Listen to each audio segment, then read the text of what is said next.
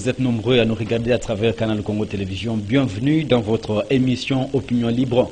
Opinion Libre qui est votre vitrine à travers laquelle vous êtes en tout cas censé de vous exprimer surtout de manière libre telle que l'indique l'intitulé de votre émission. Mais justement, vous avez la parole pour pouvoir donner, communiquer votre connaissance, donner, parler de vos expertises dans tous les différents domaines tels que vous êtes en train de les entreprendre. Cette émission, elle vous est dédiée justement pour que nous puissions tous connaître ce dont les Congolais sont capables de pouvoir faire justement pour que nous puissions nous tous contribuer à l'émergence de notre pays. La raison pour laquelle, à travers cette émission, nous ne recevons que les leaders d'opinion, nous recevons les décideurs, nous recevons ceux-là qui ont de l'expérience justement. La raison pour laquelle aujourd'hui, à chaque émission, nous avons toujours l'habitude d'avoir un invité, mais également parler d'une thématique très importante. Mais pour la journée d'aujourd'hui, nous parlons de la succession sacerdotale au niveau de l'Église. Que dit la Bible? Qu'est-ce que la Bible nous dit justement en ce qui concerne la succession sacerdotale? Nous allons en parler à travers cette émission avec le pasteur Serge Taboko. Il est pasteur responsable de l'Église Monde de Transfiguration ici à Kinshasa. Avec lui, il va nous dire à travers la Bible comment doit se passer, allais-je dire, la succession au niveau de l'Église. En tout cas, c'est là le sujet, le thème principal autour duquel nous allons parler, échanger avec le pasteur. Pasteur Serge, bonjour. Bonjour, monsieur le journaliste.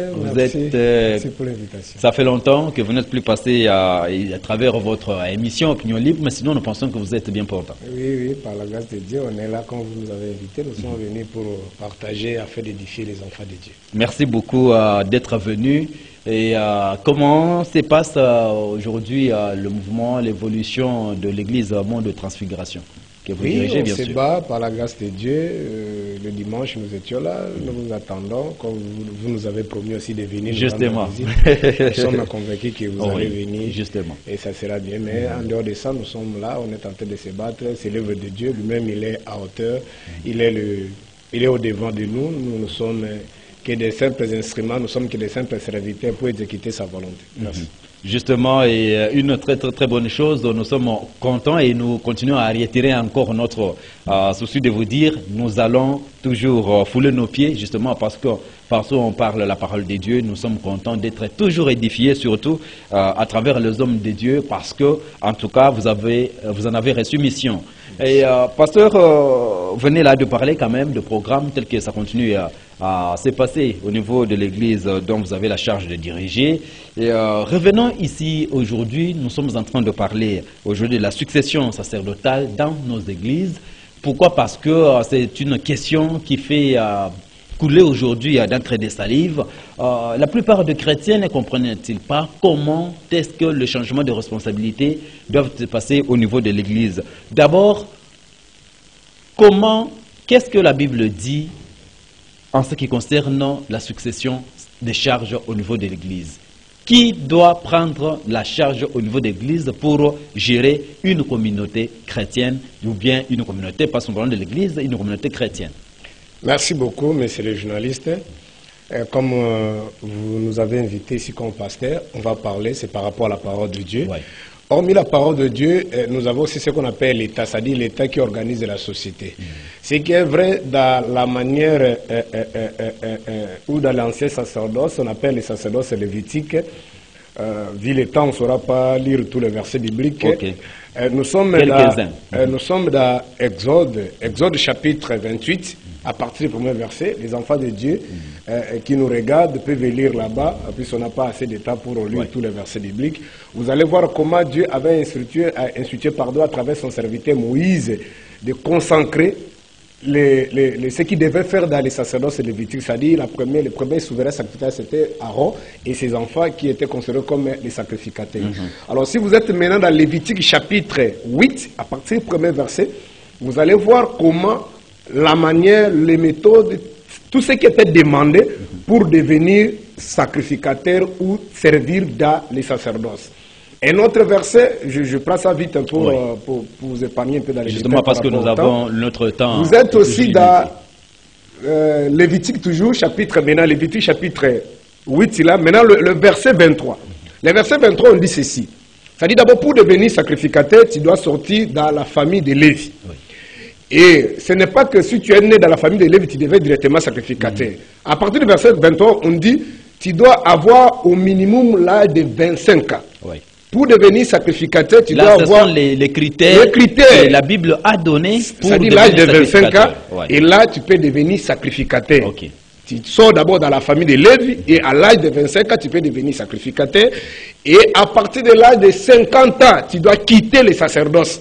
Ça, c'est dans les sacerdoces lévitiques. Comme on n'a pas assez d'état, nous allons rapidement. Maintenant, la Bible dit ceci. Oui. Ces sacerdoces-là, les sacerdoces anciens, pour devenir sacrificateur, seraient sacrificateurs, comme le verset en amont que je venais de donner là-bas, Lévitique chapitre 8, à partir du premier verset, ou Exode chapitre 28, là. Vous allez voir qu'il y avait de l'huile, il y avait des vêtements, il faut laver les sacrificateurs, il faut prendre les taureaux, il faut prendre les boucs. Il y avait beaucoup d'histoires, beaucoup de cérémonies qu'on faisait là-dedans. Quand vous allez lire, vous allez voir ça. Maintenant, nous allons dans le deuxième sacerdoce. Oui. Là, je suis maintenant dans Hébreux chapitre 7, à partir du verset 11 et jusqu'au verset 24. Pourquoi? La Bible dit ceci. Les sacerdoces état changé. C'est-à-dire la manière dont on faisait dans l'état passé.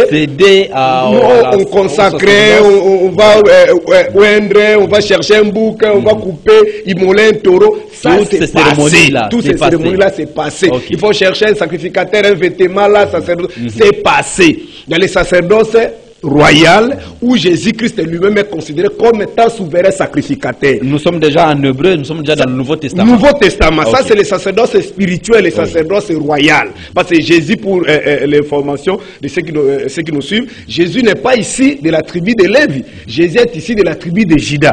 Or les sacerdoces étaient réservés seulement pour les enfants de Lévi. Okay. Or les sacerdoces royales, c'est un sacerdoce spirituel où Jésus-Christ est considéré comme un souverain sacrificateur. Là vous êtes dans Hébreu chapitre 4, au verset 14, vous allez voir, c'est lui le souverain sacrificateur institué par Dieu lui-même. Même Hébreu chapitre 5, à partir du verset 5 ou verset 10, vous allez voir ça. Jésus-Christ est considéré comme lui-même le souverain sacrificateur et que nous sommes des sacrificateurs. Là, c'est Apocalypse chapitre 1er, le verset 6. Okay. Jésus est considéré, nous sommes comme des sacrificateurs. Ici, il n'y a plus de problème d'âge, ici, il n'y a plus de problème de la tribu, ici, c'est un sacerdoce spirituel, un sacerdoce non transmissible. Oui. Ici, on ne fait plus allusion aux choses matérielles. On n'a plus besoin de voir un pasteur qui va amener une bouteille de huile de d'onction, si c'est pas il a acheté dans un supermarché, pour verser sur la tête de son enfant pour dire que c'est lui qui va vous succéder conformément à la parole de Dieu. Les sacerdotes, le verset que je venais de donner, comment c'est fait, comment s'organise alors, comment consacre-t-on un pasteur au niveau de l'Ancien Testament, de Nouveau Testament? Dans le Nouveau Testament. C'est là où j'allais maintenant, c'est là où j'allais maintenant me poser.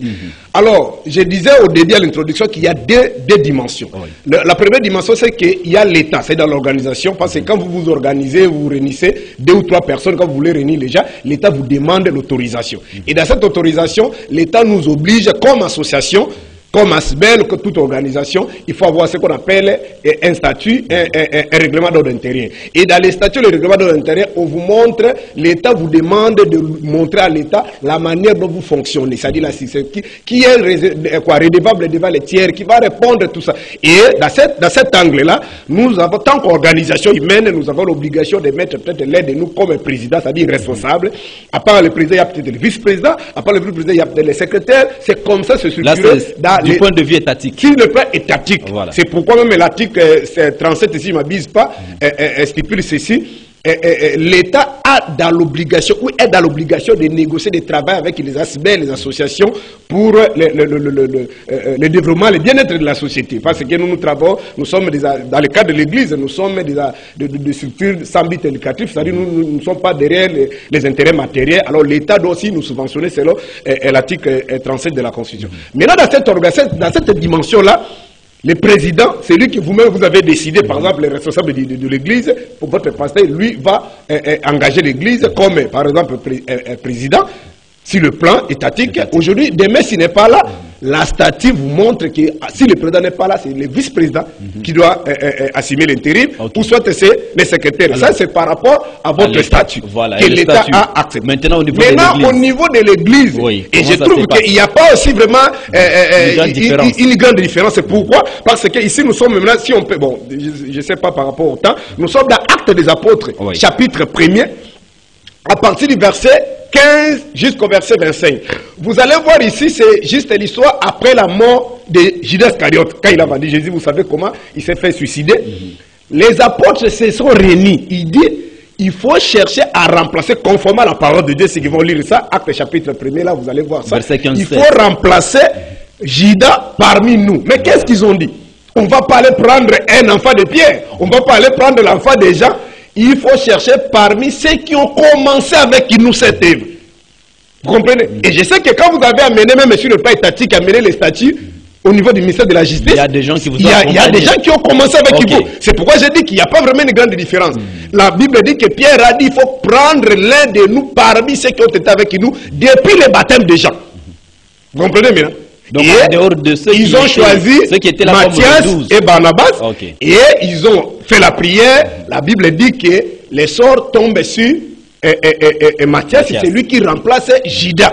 Matthias n'est pas un parvenu, Matthias ne fit pas l'enfant, puis c'est Pierre ici aussi marié, puis aujourd'hui vous allez penser qu'il n'y a pas... Non, Pierre aussi fit marier les gens, les autres, d'autres disciples avaient des femmes, ils avaient des enfants. Mais ils ne sont pas partis prendre leurs enfants, mais ils ont cherché l'un de ceux qui ont travaillé, qui ont commencé avec eux, avec Jésus, depuis les baptêmes. Merci, pasteur Serge Taboko, je reviens à vous. Mesdames et messieurs, vous êtes nombreux à nous regarder à travers Canal Congo Télévision. Si vous venez de vous joindre à nous, en tout cas à travers votre émission Opinion Libre, nous sommes en train de recevoir pasteur Serge Taboko. Il est pasteur responsable de l'église Monde de Transfiguration ici à Kinshasa.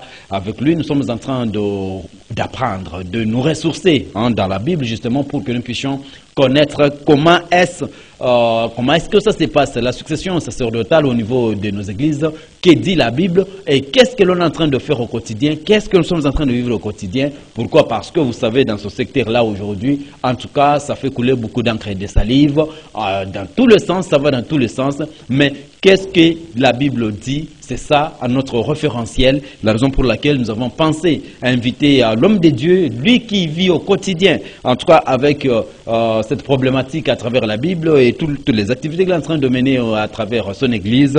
Pasteur Serge Taboko, nous revenons à vous. Vous êtes en train de nous démontrer comment est-ce que les disciples sont passés à tirage au sort justement pour pouvoir trouver un remplaçant de Judas. Ils l'ont fait à travers la prière. Mais alors, aujourd'hui, nous avons fait un constat et ça continue encore à se faire. Est-ce que c'est un péché, justement, lorsque nous voyons un pasteur qui a beaucoup servi l'Éternel et à un moment donné, il veut bien quitter le ministère de manière active pour quand même prendre du repos, alors il prend son fils, il le met. Est-ce qu'il y a des critères, bibliquement parlant, qui disent que pour qu'un fils remplace son père, voici comment ça doit se faire? D'abord, c'est un péché par rapport à ta question. Oui. Parce que le péché, d'abord, c'est quoi? Le péché, c'est la transgression de la loi. Ok. Maintenant, bien sûr, nous avons les lois spirituelles et nous avons aussi les lois charnelles. Les statuts là, c'est votre code de conduite. C'est une organisation humaine. Donc vous êtes décidé. Vous voulez nous dire que dans beaucoup de statuts qui organisent les églises aujourd'hui, il n'y a pas des articles qui reconnaissent que à l'absence du pasteur titulaire, son enfant peut le remplacer. Je ne pense même pas que des hommes sérieux, je ne pense même pas que des hommes sérieux peuvent créer une organisation et mettre une excuse là-bas que le jour où moi je ne serai pas là, c'est mon fils qui va reprendre ça. Ou bien ma femme. Ou bien ma femme, je ne pense pas que les hommes sérieux peuvent aller s'adhérer dans une telle organisation. Malheureusement, qu'est-ce qui se passe? C'est que quand on commence l'œuvre peut-être tout au début, là, surtout nous dans les domaines des églises, là, vous voyez, il y a l'amour, c'est pour la vie éternelle. Les gens sont aveuglés dans ce rythme-là. Même pour construire l'église, peut-être ce sont des gens qui amènent des chaises, qui amènent des contributions, parce que c'est une organisation sans but lucratif. Moi, je connais pasteurs, vous ne pouvez pas citer le nom ici, il y a même des églises que les gens ont construites. Il y a même les gens qui ne priaient pas dans cette communauté ou dans cette église-là, mais qui ont amené leurs contributions. Oh, moi j'avais acheté ça, parce qu'ils voyaient que c'est pour l'intérêt de la communauté, c'est pour l'intérêt général. Mais un jour, les messieurs se réveillent en violation de la parole de Dieu, comme je venais de lire Actes des Apôtres, chapitre 1er, en violation même de leur statut, on va imposer l'enfant. Mais qu'est-ce qui se passe? Comme c'est, entre guillemets, dans les églises aujourd'hui, surtout ici au Congo, la caisse ici, sous les bottes du pasteur, c'est lui qui contrôle. Et quand il a la caisse, il a l'argent, il va commencer à manipuler, vous savez aussi, notre justice, et on va essayer de patrouiller un peu là-bas, faire des histoires, changer les statuts, pour peut-être insérer la femme ou insérer même les personnes qui n'étaient pas à l'époque. Même peut-être lorsqu'on a commencé l'œuvre, l'enfant peut-être du pasteur ou du responsable, peut-être n'était même pas né, peut-être il était encore bébé. Mais il y avait des collaborateurs qui étaient là, comme on a lu dans Acte là, on va laisser les collaborateurs pour prendre et on va commencer à soudoyer, corrompre les gens pour dire que c'est lui qui est là et on va amener aussi des faux prophètes. Alors, pasteur Taboko, parce que vous avez parlé de critères ici, vous avez parlé de différents critères. Oui. Alors, admettons que le pasteur voudrait quitter la tête de l'église, son fils remplit les critères bibliquement reconnus, ou bien sa femme remplit les critères, justement, ils ont reçu un appel de Dieu pour pouvoir servir. Est-ce qu'on ne peut pas les consacrer? Dans le cas de notre pays, par rapport à cette question-là, là, je suis tout à fait d'accord avec vous. Peut-être quand on a commencé l'œuvre, on était avec la femme. Quand on a commencé l'œuvre, on était avec les enfants, par rapport à Actes des Apôtres, comme vous venez de dire. Comme c'est le cas d'Aaron avec ses enfants. Pour le cas d'Aaron avec ses enfants, d'abord c'est Dieu qui choisissait. C'est Dieu lui-même qui choisissait. J'ai suivi même d'autres prédicateurs, pasteurs qui passent dans vos plateaux ici pour dire que même un président républicain, il faut choisir le président de votre... Non, quand vous êtes dans les livres là, de Deutéronome chapitre 17, la Bible dit vous avez choisi un roi de qui sera votre frère. Voilà. Mais commencez le verset là. En amont, on a dit, c'est le roi que l'Éternel Dieu lui-même choisira. C'est Dieu qui choisit en amont, et après vous, la population, le peuple, qui va accomplir la volonté de Dieu. C'est pourquoi, avant même que Samuel puisse aller oindre Saoul, c'est Dieu qui a choisi Saoul. Quand Saoul s'est méconduit, il rejette Saoul. Samuel a voulu même insister, pleurer, mais il l'a rejeté. Et c'est Dieu lui-même qui a choisi David. Alors, que dans cette élection, après l'élection, c'est Dieu lui-même qui est là. Et par rapport à cette question, si la femme a participé, il est dans les critères, l'enfant aussi était là, et que le collaborateur constate qu'il mérite. Là, c'est pas un péché, mon frère. Parce que nous autres là qui sommes devenus pasteurs, nous sommes toujours devenus pasteurs. Moi, personnellement, mon papa, d'abord, je suis né, je n'ai même pas vu mon papa est mort, moi, j'étais encore trop petit, trop bébé. Vous comprenez? Mais nous sommes devenus pasteurs toujours sous le pied de ces gens-là. Mais si aussi son fils, il était aussi un enfant de Dieu, il a suivi des enseignements, il est introduit, peut-être, il est consacré comme pasteur, c'est pas un péché de le consacrer. Mais ça doit se passer dans de bonnes conditions, dans des normes requises, par rapport au statut, par rapport à la parole de Dieu. Mais la réalité sur le terrain, par rapport à ta deuxième question, c'est différente. C'est la confusion totale. On impose les enfants, on impose la femme. Vous avez vu ici même dernièrement, on ne peut pas citer les noms dans l'aide de nos stades ici. Un homme de Dieu qui était mort, c'est la femme qui prend le micro. Non, papa, tikela kingai, mengai makolo, moi zalite, na pesimoine. Vous comprenez ces histoires-là? Et quand vous regardez le parcours de l'enfant, il était à l'Europe, là, il faisait des histoires et tout ça, il est chanté par les musiciens, ainsi de suite. Donc ça, c'est diabolique. Et pour constater que ce qui se fait ne se fait pas de la manière un peu transparente, vous allez voir qu'il y a toujours des divisions. Là, on a remplacé les enfants. Est-ce que vous n'attendez pas qu'il y a des désordres, il y a des bruits? C'est pour dire que la manière dont l'enfant a succédé la responsabilité où il a pris la commande de l'église, ce n'est pas de la manière transparente. Il y a la rise, il y a la corruption, il y a tout. Alors, quel est le mobile? Quel est le mobile qui fait en sorte que un pasteur est là, entouré des gens avec qui ils ont commencé l'œuvre, mais subitement, sentant sa mort approcher, ou bien l'âge, il devient faible. Alors, au lieu de recourir à ceux avec qui ils ont commencé l'œuvre, mais il prend sa femme, il prend son neveu, il prend son enfant, il le place là. C'est quoi le mobile? Qu'est-ce qui se passe? Le mobile d'abord, qu'est-ce qu'ils craignent justement? Le premier mobile, c'est la pauvreté. La pauvreté. Le problème biblique, c'est la pauvreté. Mais nous avons beaucoup de grandes églises ici qui n'ont oui, pas c'est la pauvreté. Il considère ça comme une entreprise, une unité de production pour lui et l'héritage qu'il va laisser à sa famille, à ses enfants. Il ne peut pas supporter laisser cet héritage-là à une autre personne. Parce que donner à un autre collaborateur, c'est comme laisser cette entreprise-là à une autre personne. Il considère l'église maintenant comme une entreprise privée. Vous comprenez? C'est pourquoi moi je dis toujours, même dans d'autres plateaux, si vous considérez que votre église, c'est l'entreprise de votre papa, que, comme souvent ils disent, papa Nabiso Amona Pass, il a beaucoup souffert pour cette église-là. Bon, c'est une entreprise privée qu'il a souffert pour ça. Et que les gens qui travaillent avec lui, ce n'étaient pas des collaborateurs, ce n'étaient pas les hommes de Dieu qui collaboraient avec lui pour faire avancer l'œuvre de Dieu, c'était ces travailleurs. Donnez-leur néanmoins les décomptes finaux. Donnez-leur les décomptes finaux, qu'ils aillent comme on fait dans toutes les sociétés. Quand vous voulez chasser les gens, donnez-leur les décomptes finaux. Donc, il y a d'autres pasteurs que nous connaissons qui ont sacrifié leur jeunesse et leur vie, travaillant aux côtés des autres serviteurs de Dieu, mais à la fin, on prend un enfant comme ça, on donne l'œuvre de Dieu, et c'est déplorable. Et ça décourage.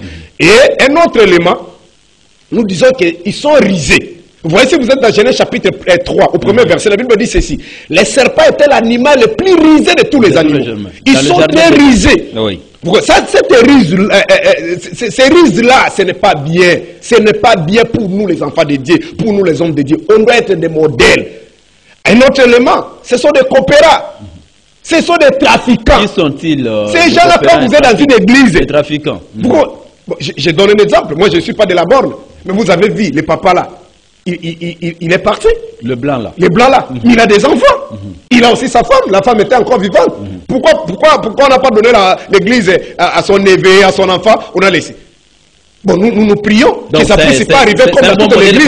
Vous allez voir maintenant les Congolais qu'on a laissés là-bas. Après sa mort, on ne sait pas. Prions à Dieu qu'on puisse pas qu'il soit pas ensorcelé par l'esprit satanique des Congolais. Nous avons cité, vous avez cité cette église-là parce que c'est juste une référence parce qu'il est parti, il a laissé aux collaborateurs. Mais pourquoi dans d'autres églises?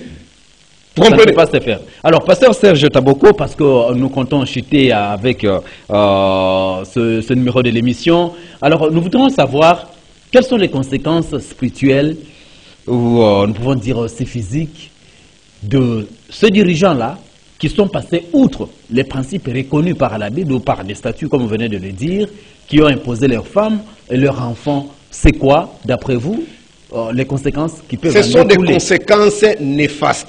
Ils sont en train de désacraliser l'œuvre de la croix. Comprenez? Parce que nous qui devions être des modèles pour les autres, des références. Parce que vous voyez même des entre guillemets que nous appelons des païens. Nous qui sommes aujourd'hui dans l'église de réveil, ceux qui sont par exemple à l'église catholique, parce que nous parlons souvent dans nous les églises de réveil là. Parce qu'à l'église catholique, là ça ne se passe pas. Mais regardez toutes les ONG, les ASBEL.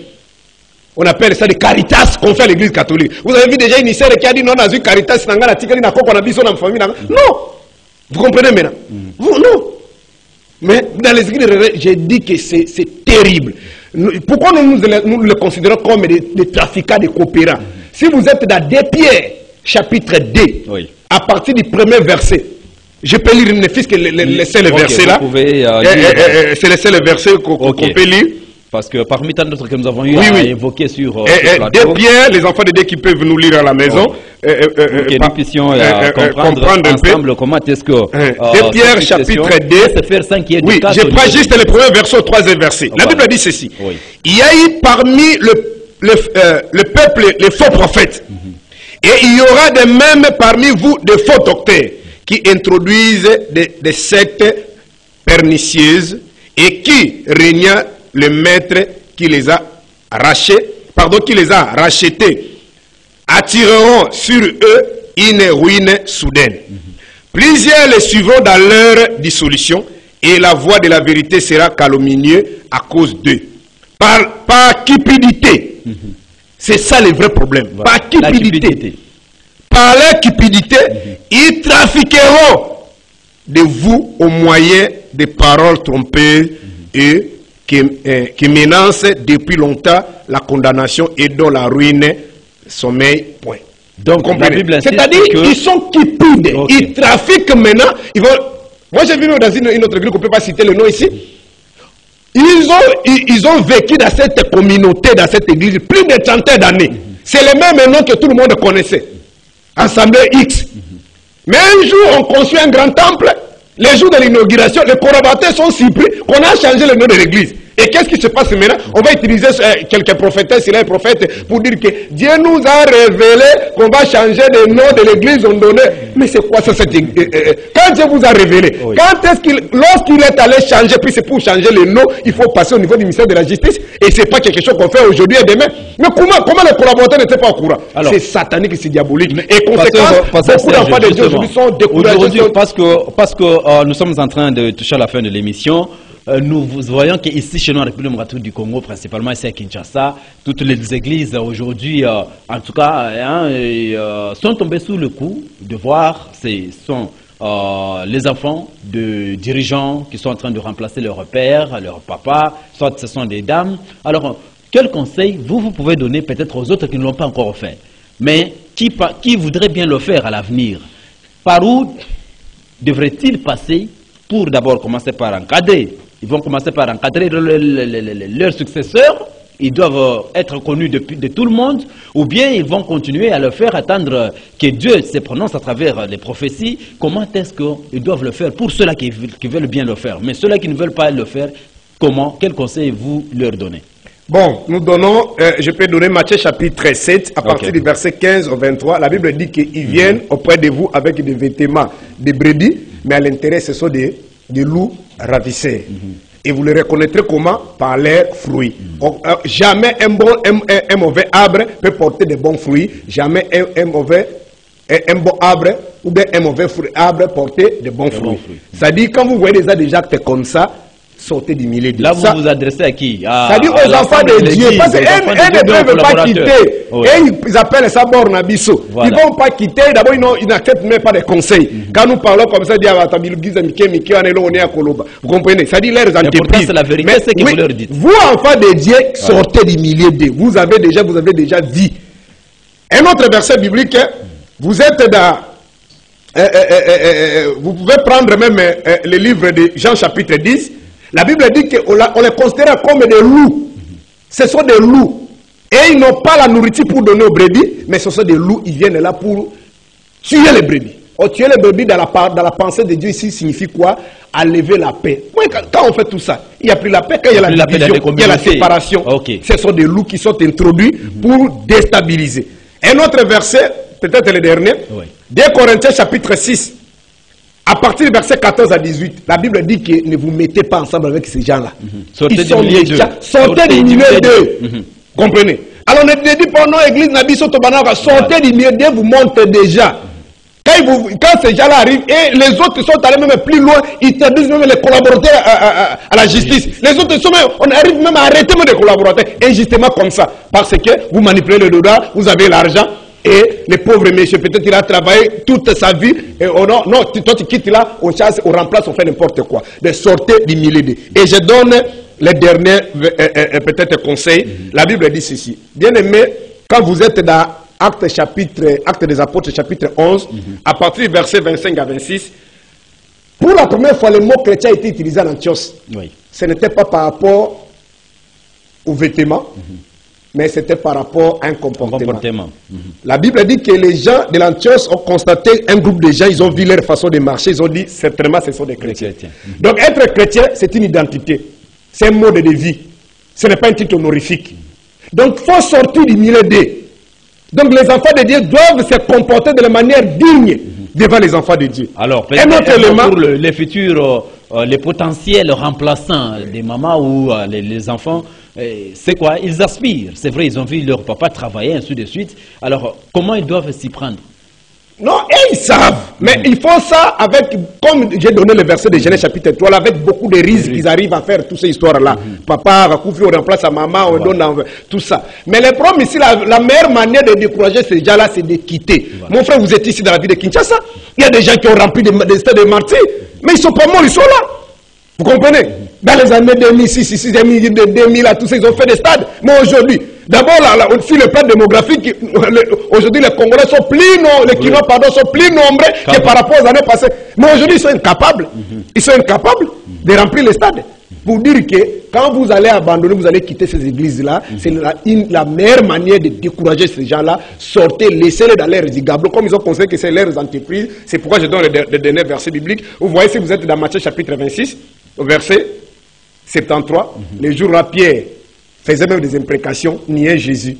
Mais la Bible dit, la femme l'a dit, Pierre, même ta façon de parler, ça nous montre que tu es avec Jésus. Voilà. Un enfant de Dieu doit avoir un comportement qui va lui identifier, même devant les païens. Qui vont Merci dire que beaucoup, pasteur Serge Taboko. C'était un plaisir de pouvoir vous retrouver sur ce plateau. Merci également d'avoir édifié l'Église Corps du Christ à travers cette problématique. Mesdames et messieurs, vous étiez également nombreux à nous regarder à travers votre émission Opinion Libre sur Canal Congo Télévision. Continuez encore à nous regarder sur notre page chaîne YouTube CCTV Ralik officiel Opinion Libre. Merci beaucoup. Nous disons merci à notre ami Olivier Lungwango, mais également merci à Moron Diambé d'avoir réalisé cette émission. On a fait une erreur. Le verset qu'on a donné, le troisième verset, là, c'était pas Exode 8, 23, mais c'était nombre 8, 23. Donc le premier, on a donné Exode 28, 1, Lévitique 8, 1. Le troisième, c'était nombre 8, 23. Moi, j'ai dit Exode 8. C'était nombre 8, 23 pour l'âge. Merci beaucoup pour l'exactitude. Mesdames et messieurs, nous avons terminé. Nous allons nous retrouver d'ici là avec un autre invité, mais également avec un autre sujet. À très très bonne suite de programme en compagnie de votre chaîne.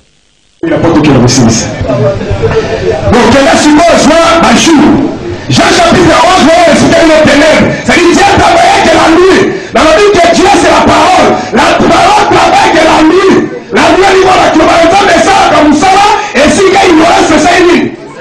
Parce que celui qui qui va tomber bête, il est sur le gaga yaté. C'est lui qui va tomber ça. Et il y a qui peut qui va tomber bête, il va tomber mourir. Il y a un lumière de Seigneur. Et il est prêt pour éclairer lui.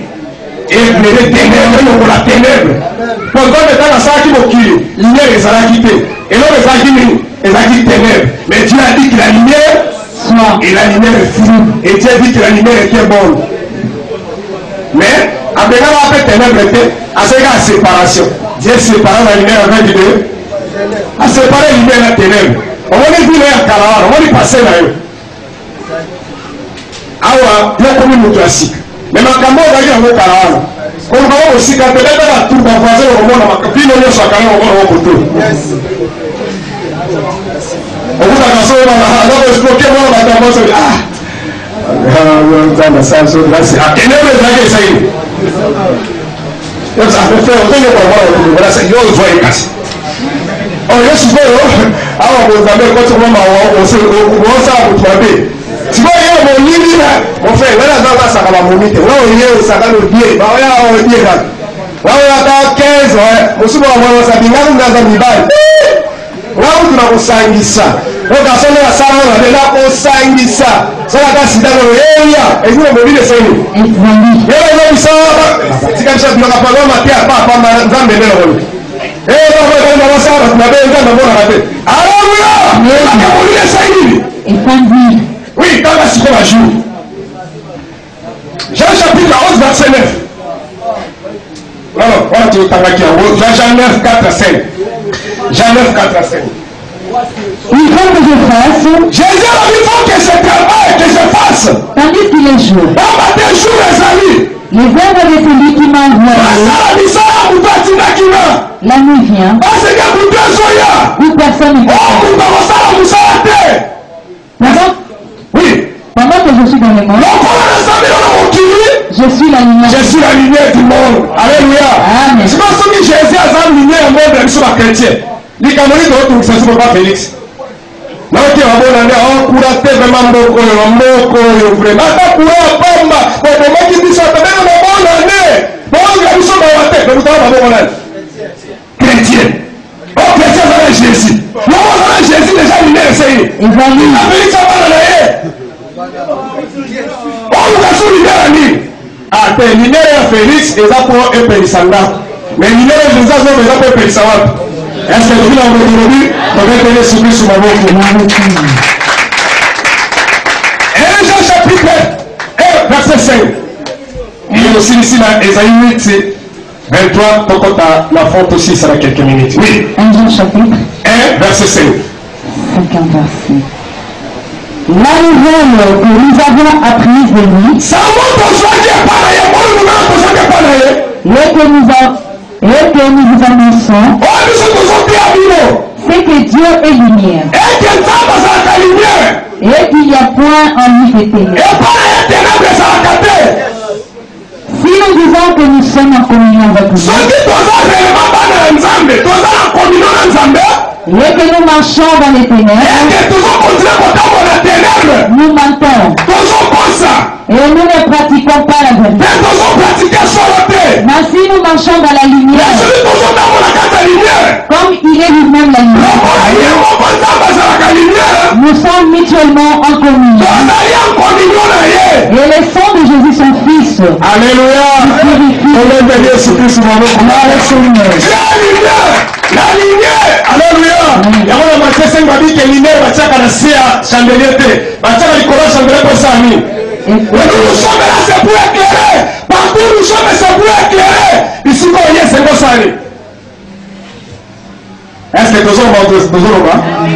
Mais qu'est-ce qui nous arrive souvent? On a, au combien de milliers, on va payer. C'est tout bisou, on va faire un Christ. Là, c'est au début,